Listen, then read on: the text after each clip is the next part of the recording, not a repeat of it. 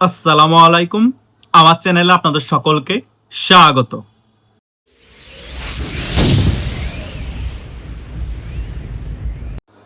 আমার ইউটিউবের সাবস্ক্রাইবাররা গত কিছুদিন যাবৎ আমাকে একটি বিষয়ে প্রশ্ন করছে যে ভাইয়া, আমরা বিভিন্ন ইউটিউব চ্যানেলে এবং বিভিন্ন সোশ্যাল মিডিয়ায় দেখতে পাচ্ছি যে আওয়ামী লীগের ৬ জন এমপিকে কারাগারে নির্যাতন করা হচ্ছে। এই সকল বিষয় নিয়ে নাকি আন্তর্জাতিক একটি সংস্থা বর্তমান সংসদের স্পিকারকে চিঠি দিয়েছে বাংলাদেশে আসার জন্য, এবং সে সকল বিষয় নাকি তদন্ত করবে এবং আওয়ামী লীগের সেই ৬ এমপির সাথে তারা দেখা করতে চাচ্ছে। এই ব্যাপারগুলো কতটুকু সত্য এবং এটা কোন আন্তর্জাতিক সংস্থা, এই সংস্থার নাম কি, সকল বিষয়গুলো নিয়ে একটি ক্লিয়ারলি আলোচনা করবেন এবং আমাদেরকে সকল কনফিউশন দূর করে দিবেন। আজকে এই বিষয়গুলো নিয়ে একটি ক্লিয়ারলি আলোচনা করব। আশা করছি শেষ পর্যন্ত আপনারা ভিডিওটি দেখবেন, সকল বিষয় একেবারেই ক্লিয়ার হয়ে যাবেন। প্রথমত, যে আন্তর্জাতিক সংস্থাটা বর্তমান সংসদের স্পিকারকে চিঠি দিয়েছেন, সেই আন্তর্জাতিক সংস্থার নাম হচ্ছে IPU, ইন্টার পার্লামেন্টারি ইউনিয়ন। এই আন্তর্জাতিক সংস্থা খুবই গুরুত্বপূর্ণ একটি সংস্থা আন্তর্জাতিকভাবে। তারা পৃথিবীর কোনো জায়গায় সংসদ সদস্যদের বিষয় নিয়ে কাজ করে থাকে, সাবেক বলেন বা বর্তমান বলেন। এই আন্তর্জাতিক সংস্থা বর্তমান সংসদের স্পিকারকে চিঠি দিয়ে বলার চেষ্টা করেছে বাংলাদেশে সংসদ সদস্যদের উপর জেলের মধ্যে অনেক বেশি অত্যাচার চলছে এবং মানবাধিকার লঙ্ঘন হচ্ছে।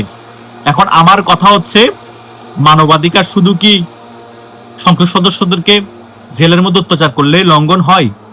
আওয়ামী লীগের যে সকল নিরীহ কর্মীদেরকে যে জেলের মধ্যে নির্যাতন করা হচ্ছে এবং জেলের মধ্যে আওয়ামী লীগের নিরীহ কর্মীরা যে মারা যাচ্ছে এবং আওয়ামী লীগের সাধারণ নিরীহ কর্মীদের লাশ যে তুরাগ নদীতে পাওয়া যাচ্ছে এবং বিভিন্ন খালে জঙ্গলে বনের মধ্যে পাওয়া যাচ্ছে, সেগুলো কি মানবাধিকার লঙ্ঘন না? শুধু সংসদ সদস্য বলেই কি তাদের উপর অত্যাচার হলে আন্তর্জাতিক সংস্থাগুলো মাথাচাড়া দিয়ে উঠবে, মানবাধিকার লঙ্ঘন বলবে? আর সাধারণ আওয়ামী লীগের নিরীহ কর্মীদেরকে অত্যাচার করলে, জেলের ভিতর মেরে ফেললে, সেটা কি মানবাধিকার লঙ্ঘন হিসেবে গণ্য হবে না? সকল কিছুই মানবাধিকার হিসেবে লঙ্ঘন হিসেবে গণ্য হবে। কিন্তু এটা একটা গোড সাইন আওয়ামী লীগের এমপিদের জন্য।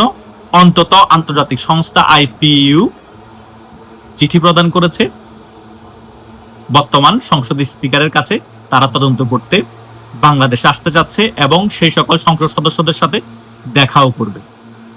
অন্তত তখন আন্তর্জাতিক সংস্থাগুলো ক্লিয়ার হবে বাংলাদেশে একেবারে ক্লিয়ারলি ভাবে মানবাধিকার লঙ্ঘন হচ্ছে এবং বাংলাদেশের মধ্যে নিরীহ অনেক মানুষকে ধরে নিয়ে গিয়ে জেলের মধ্যে অত্যাচার করা হচ্ছে এবং সেখানে তারা মারা যাচ্ছে এবং বাংলাদেশের বিভিন্ন জায়গায় নিরীহ কর্মীদেরকে আওয়ামী লীগ ট্যাগ লাগিয়ে গণহত্যাও চালানো হচ্ছে।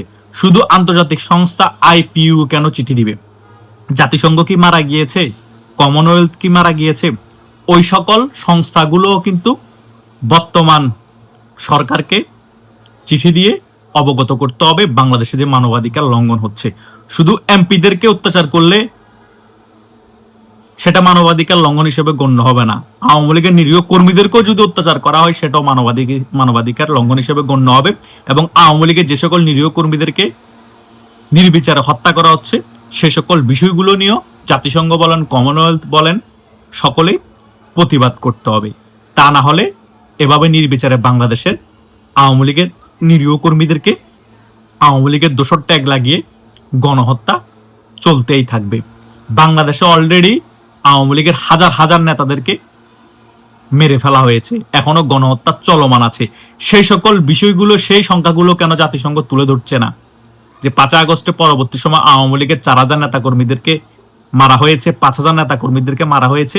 ফলাভাবত আমরা দেখতে পেয়েছি জুলাই আন্দোলনে জাতিসংঘ আন্দাজে একটা সংখ্যা তুলে ধরেছিল যে 1400 ছাত্রদেরকে হত্যা করেছে। পরবর্তীতে শেখ হাসিনা চিঠি পাঠিয়ে জাতিসংঘকে চ্যালেঞ্জ করেছে, জাতিসংঘ সেটার প্রমাণ দেখাতে পারে নাই কোথায় 1400 ছাত্র হত্যা হয়েছে। জাতিসংঘ সে সকল বিষয় নিয়ে অনেক বেশি সরব ছিল, কিন্তু 5 আগস্টের পরে বাংলাদেশে যে মানবাধিকার লঙ্ঘন হচ্ছে, হাজার হাজার আওয়ামী লীগের নেতা কর্মীদেরকে গণহত্যা চালানো হচ্ছে, সে সকল বিষয় আমরা সরব হতে দেখতে চাই। কমনওয়েলথকেও সে সকল বিষয় আমরা সরব হতে দেখতে চাই। অলরেডি অনেক আগে থেকেই বিএনপি সরকারকে চাপ দেওয়া শুরু করেছে জাতিসংঘ এবং কমনওয়েলথ, সেটা মোটামুটি আমরা অবগত আছি। কিন্তু এই সকল চাপ দিয়ে বিএনপির কিছুই হবে না।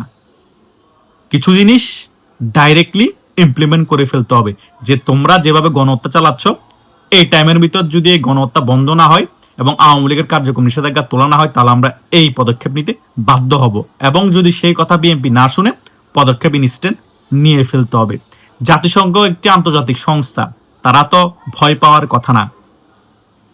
ইন্টার পার্লামেন্টারি ইউনিয়নের মতো সংস্থা যদি বিবৃতি দিতে পারে, সংসদ সদস্যদের জন্য চিঠি পাঠাতে পারে বর্তমান সংসদের স্পিকারের কাছে, তাহলে জাতিসংঘ কেন পদক্ষেপ নিতে পারবে না? কমনওয়েলথ কেন পদক্ষেপ নিতে পারবে না? শুধু বক্তব্যতে সীমাবদ্ধ থাকবে।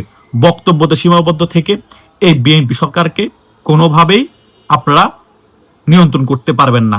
কারণ বিএনপির নেতাকর্মীরা যেভাবে আওয়ামী লীগের নেতাকর্মীদের উপর স্টিমুলার চালাচ্ছে, যেভাবে হত্যাযজ্ঞ চালাচ্ছে, সাথে জামাত এবং এনসিপি টোকাইরও পাশে থেকে যেভাবে হত্যাকাণ্ড চালিয়ে যাচ্ছে, এটা কিন্তু একটা গণতান্ত্রিক দেশের মধ্যে চলতে পারে না।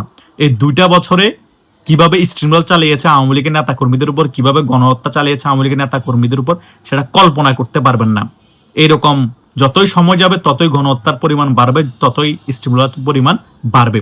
তাই এখনই সময় জাতিসংঘ বলেন, কমনওয়েলথ বলেন, আইপিইউ বলেন, ইন্টার পার্লামেন্টারি ইউনিয়ন বলেন, এরকম আরো আন্তর্জাতিক যত সংস্থা আছে, সকলেই প্রতিবাদ করতে হবে, সকলেই পদক্ষেপ নিতে হবে। শুধু চিঠিতে সীমাবদ্ধ থাকলে হবে না, দরকার হলে তদন্তের জন্য আপনাদের প্রতিনিধি পাঠান বাংলাদেশে, যে কোথায় আওয়ামী লীগের নিরীহ কর্মীদেরকে গণহত্যা চালানো হচ্ছে এবং জেলের মধ্যে নিরীহ কর্মীদেরকে ধরে নিয়ে গিয়ে কিভাবে নির্যাতন করা হচ্ছে এবং কিভাবে এমপিদেরকে নির্যাতন করে অসুস্থ করে ফেলা হচ্ছে। সকল কিছুই আপনারা তদন্ত করেন, তারপরে পদক্ষেপ নেন। আমরা তো যারা ইউটিউবে কথা বলি, তারা তো আন্তাজে কথা বলছি না যে আপনারা ডাইরেক্টলি পদক্ষেপ নিয়ে ফেলেন। আপনারা নিজেরা তদন্তের জন্য লোক পাঠান, সকল আন্তর্জাতিক সংস্থা থেকে একজন একজন করে, তারপর আপনারা সকল কিছু তদন্ত করে রিপোর্ট দেন, তারপরে পদক্ষেপ নেন। কথা বুঝতে পেরেছেন? নামে একটি গণতান্ত্রিক দেশ বলা হবে, কিন্তু আমুরা মামুরা নির্বাচন করে বিএনপি ক্ষমতায় বসে যাবে। ক্ষমতায় বসে যাওয়ার পর সাধারণ মানুষকে, নিরীহ মানুষকে ধরে নিয়ে গিয়ে জেলে নির্যাতন করে মেরে ফেলবে, ডিবি তুলে নিয়ে গিয়ে মেরে ফেলবে, জয় বাংলা স্লোগান দিয়ে তাদেরকে মেরে তুরাগ নদীতে ফেলে দিবে, খালে বিলে জঙ্গলে আওয়ামী লীগের নিরীহ কর্মীর লাশ পাওয়া যাবে। কেন ভাই? আমরা কি জঙ্গি দেশে বসবাস করছি যে কথা বলার অধিকার থাকবে না? কথা বললে গণহত্যার শিকার হবে, কথা বললে জেল জুলুমের শিকার হবে। আন্তর্জাতিক সংস্থাগুলো এখন কোথায়? আন্তর্জাতিক সংস্থাগুলো মুখের মধ্যে ললেপ নিয়ে বসে আছে। 5 আগস্টের পরবর্তী সময় হাজার হাজার আওয়ামী লীগের নেতা কর্মীদের যে মারা হয়েছে, সে সকল সংখ্যা কেন আন্তর্জাতিক সংস্থাগুলো তুলে ধরছে না? আন্তর্জাতিক মিডিয়াগুলো কেন কথা বলছে না? আমরা চাই অনতি বিলম্বে আন্তর্জাতিক সংস্থাগুলো ডাইরেক্ট বিএনপি সরকারের উপর পদক্ষেপ নেয় এবং আন্তর্জাতিক যত মিডিয়া আছে সকল কিছু ইন্টারন্যাশনালি ভাবে তুলে ধরুক সকল দেশের কাছে। তখনই বুঝতে পারবে যে বাংলাদেশের মধ্যে জঙ্গল রাজ চলছে, বাংলাদেশের মধ্যে এক না একতন্ত্র চলছে। সেখানে জাস্ট জয় বাংলা স্লোগান বললে মানুষকে মেরে ফেলা হয় এবং কোনো কিছুর প্রতিবাদ করলে মানুষকে ধরে নিয়ে গিয়ে জেলে নির্যাতন করে মেরে ফেলা হয়।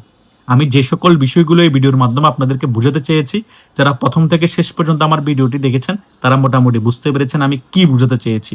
তারপরে যদি কোনো বিষয়ে কনফিউশন থাকে, আপনারা এই ভিডিওর কমেন্ট বক্সে কমেন্ট করতে পারেন, বা যাদের সাথে আমার হোয়াটসঅ্যাপ এবং মেসেঞ্জারে যোগাযোগ হয়, তারা সেখানে আমাকে মেসেজ দিতে পারেন। আমি সেখানে আপনাদেরকে সকল বিষয় ক্লিয়ার করে দেওয়ার চেষ্টা করব। ধন্যবাদ সকলকে।